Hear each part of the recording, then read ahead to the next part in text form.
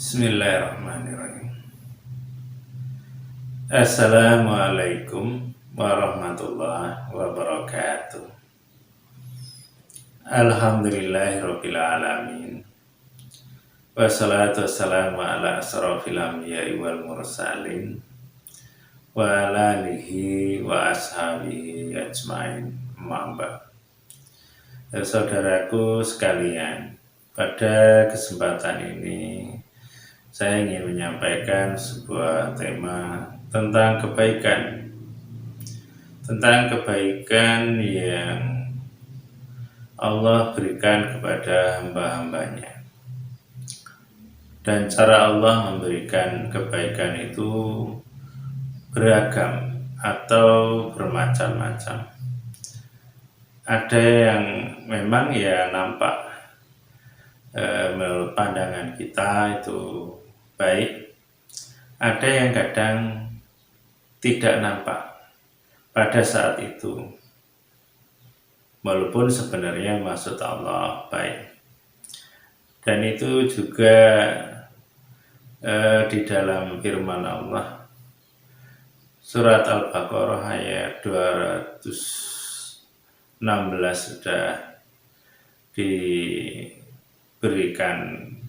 gambaran yang penggalan ayatnya berbunyi wa asa antakrahu sayyan wa huwa khairul lakum wa asa antuhibbu sayyan wa huwa syarrul lakum, yang artinya dan boleh jadi kamu itu tidak menyukai sesuatu padahal itu baik bagimu, dan juga boleh jadi kamu menyukai sesuatu padahal itu buruk bagimu.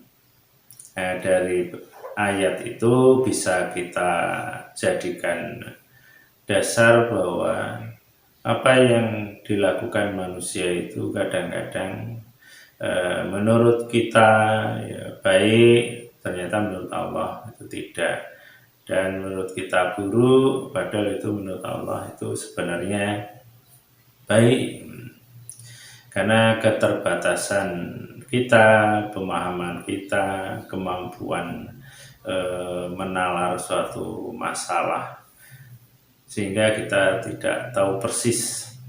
Tapi ada ayat-ayat Allah yang lain yang menjadikan kita itu tidak perlu bingung apakah ini buruk atau baik, kan gitu. Paling enggak kita diajarkan jangan buruk sangka, dan itu pun tidak harus buruk sangka kaitannya dengan manusia, bisa dengan Allah atau takdir Allah yang terjadi semuanya, baik terjadi terkait dengan diri kita sendiri atau dengan orang lain. Kita baik sangka, karena semuanya ada hikmah, ada baiknya.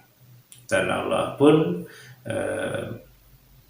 menyampaikan firman-Nya di dalam surat Ali Imran itu penggalannya berbunyi ma khalaqta hadza batila, tidaklah yang kau ciptakan semuanya ini sia-sia.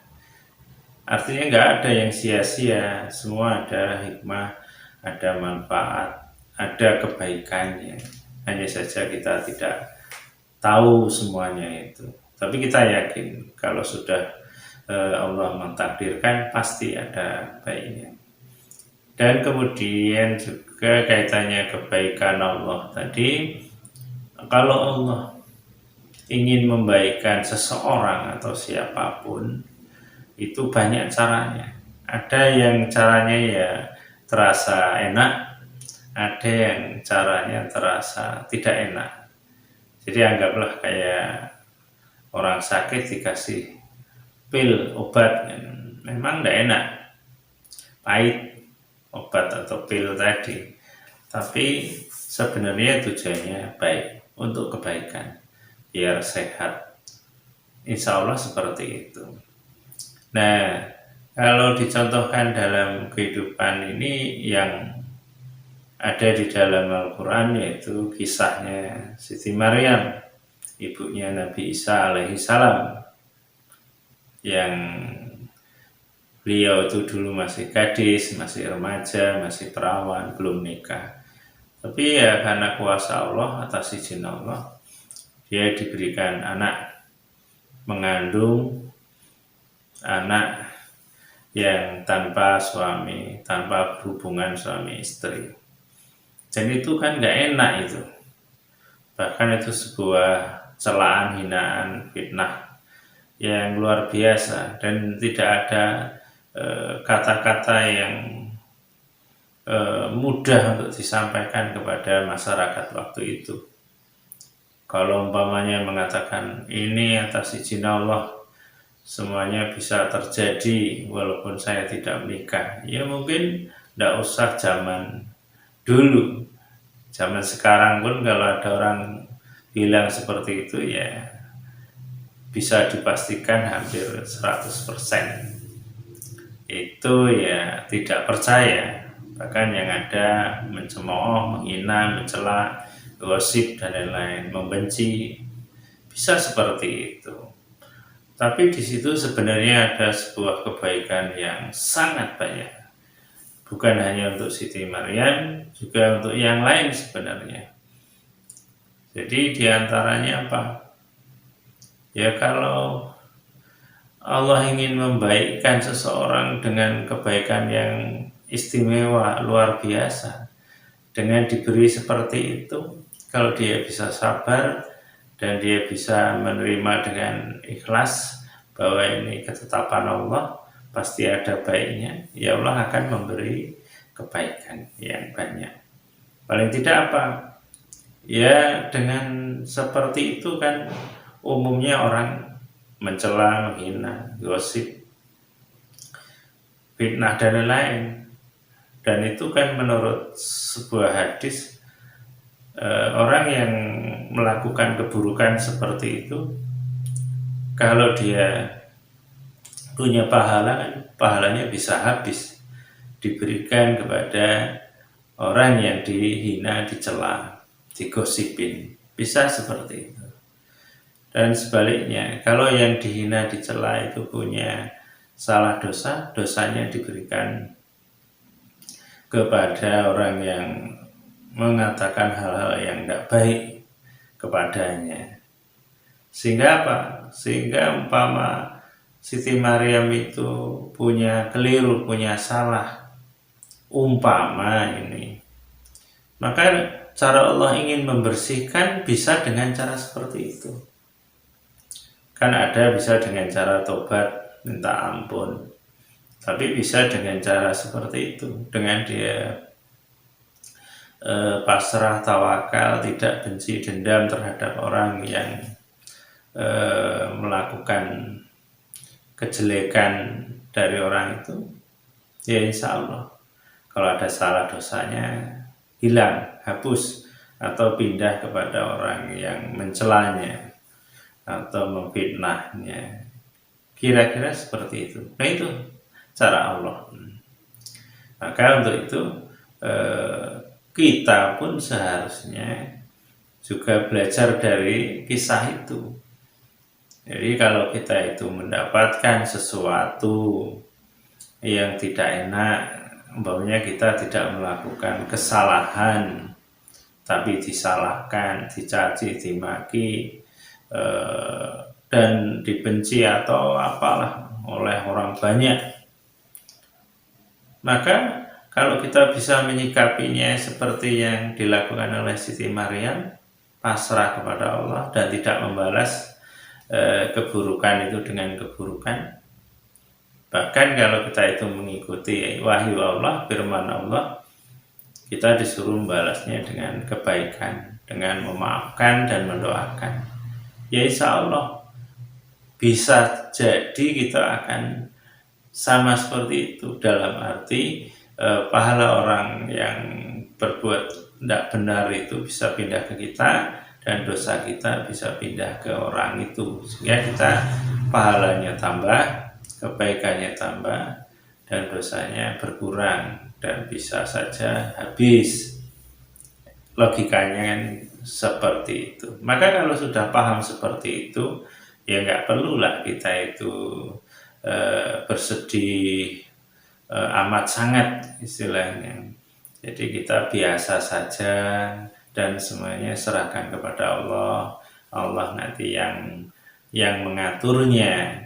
Nah, sehingga kalau kita itu paham tentang kisah tadi, kemudian kita mencoba mengamalkannya, ya insya Allah derajat kita, ketakwaan kita bisa meningkat di sisi Allah Subhanahu wa Ta'ala. Dan juga kalau ada ayat Allah mengatakan innalladzina qalu rabbunallah tsumastaqamu tatanazzalu alaihimul malaikah la takhafu wa la tahzanu wabsiru bil jannati allati kuntum tu'adun, yang artinya garis besarnya, kalau ada orang yang mengakui bahwa Tuhan itu Allah dan dia istiqomah, maka akan turunlah malaikat-malaikat itu melindungi kita, dan kita nggak perlu takut, nggak perlu sedih, karena Allah akan melindungi, memberikan kenyamanan, keamanan bagi kita, dan kita dijanjikan surga nantinya. Kira-kira ayat itu seperti itu. Jadi nggak perlu sedih, nggak perlu takut kalau kita itu yakin istiqomah, apa-apa kembalikan kepada Allah. Jadi kalau ada orang yang mengatakan ini itu atau berbuat tidak baik kepada kita, mendolimi kita, sudah, kalau kita yakin kepada Allah, serahkan kepada Allah. Semuanya ini terjadi juga atas izin Allah, dan itu bisa menjadi ujian kenaikan tingkat bagi kita kalau kita sabar, kalau kita memaafkan, mendoakan orang yang melakukan sesuatu yang tidak baik kepada kita, insya Allah seperti itu. Nah, inilah salah satu cara Allah untuk meningkatkan kualitas keimanan kita, dan itu juga cara Allah menyeleksi mana orang-orang yang benar-benar baik dan mana yang benar-benar buruk. Karena boleh jadi ketika kasus seperti Siti Maryam tadi, orang yang di sekitarnya mungkin orang yang baik, beribadahnya juga baik, tapi setelah diuji dengan ujian tersebut, mendengar berita itu, bisa jadi dia gugur karena dia ikut membicarakan sesuatu yang dia tidak ngerti, sehingga memburukkan, mencelanya, menghinanya, bisa saja seperti itu. Sehingga ketahuan, oh ini ternyata tidak sebaik yang dia lakukan. Yang satunya mungkin, oh ternyata dia memang benar-benar baik, kan bisa seperti itu. Karena bisa jadi zaman sekarang juga seperti itu. Umpamanya ada suatu masjid yang ramai, banyak orang ibadah, banyak orang yang sholat, rajin umpamanya. Tapi ketika di masjid itu ada masalah, nanti akan ketahuan mana yang tetap baik dan mana yang tidak. Kalau yang tetap baik, ya dia masalah itu diselesaikan dengan baik, dengan musyawarah, tidak emosi, tidak marah, tidak benci, dan lain-lain.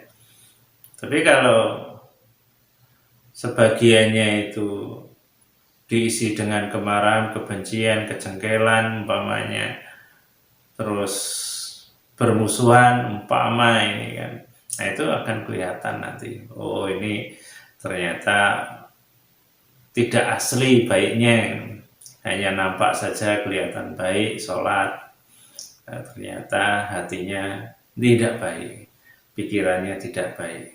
Nah itu cara Allah.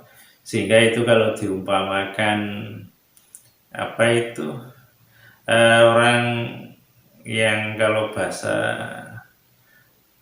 Jawa itu apa? Napeni ya, napeni, menapi apa itu beras ya. Biasanya kan itu digoyang-goyang dan lain-lain untuk mengetahui mana beras dan mana las istilahnya yang kotor kan gitu. Sehingga oh ini berasnya, ini kotorannya kan begitu. Jadi ya begitu juga kita orang Islam. Orang Islam digoyang, diberi masalah. Nanti akan ketahuan mana yang benar-benar taat dan mana yang taatnya itu belum benar-benar masih kotor kan gitu. Sehingga ketahuan. Makanya orang itu kalau tidak ada masalah itu tidak kelihatan. Ini sebenarnya baiknya atau tidak. Tapi kalau diberi soal, diberi masalah nanti ketahuan. Satunya mungkin tenang, sabar, satunya emosi, jengkel, benci, dan lain-lain. Jadi di situ akan terlihat siapa sebenarnya memang benar-benar baik dan siapa yang sebenarnya hanya ya kayaknya saja kan gitu. Nah itulah yang kadang kita tidak menyadarinya bahwa Allah sedang memberikan pelajaran bagi kita mana yang baik, mana yang tidak, dan mana yang bisa menjalankan perintah Allah secara kafah dan mana yang belum kafah. Maksudnya yang kafah itu ya dia juga sholat, puasa, juga akhlaknya baik. Ada yang cuma sholat, puasa, tapi akhlaknya belum benar. Padahal Islam itu mengajarkan untuk menyempurnakan akhlak sebenarnya.